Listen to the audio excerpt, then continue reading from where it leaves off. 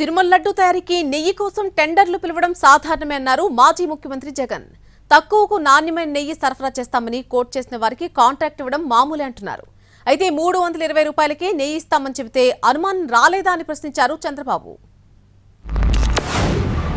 ప్రతి 6 నెలలకు ఒకసారి ఆన్లైన్లో టెండర్లు పిలుస్తారు.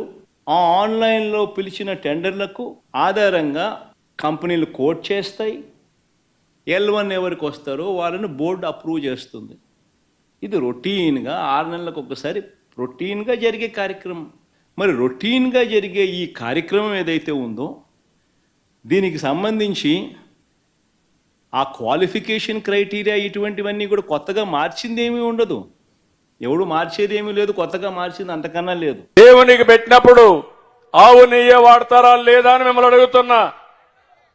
అలాంటిది 320 రూపాయలకు నెయ్యి వస్తుందని నాసి రకం వెజిటబుల్ ఫ్యాట్ అని ఎనిమల్ ఫ్యాట్ అని అలాంటివన్నీ దాన్ని కల్తీ నెయ్యి తీసుకొచ్చి దేవుడికి నైవేద్యం పెట్టే పరిస్థితికి వచ్చారు. ఇప్పుడు మాట్లాడుతున్నారు నేను తప్పు చేయలేదు, టెండర్ పిలిచాను. మీ ప్రభుత్వం పిలిచింది, మీరు పిలిచారు. 320 రూపాయలకు నెయ్యి ఇస్తున్నారంటే ఆలోచించే పని లేదా?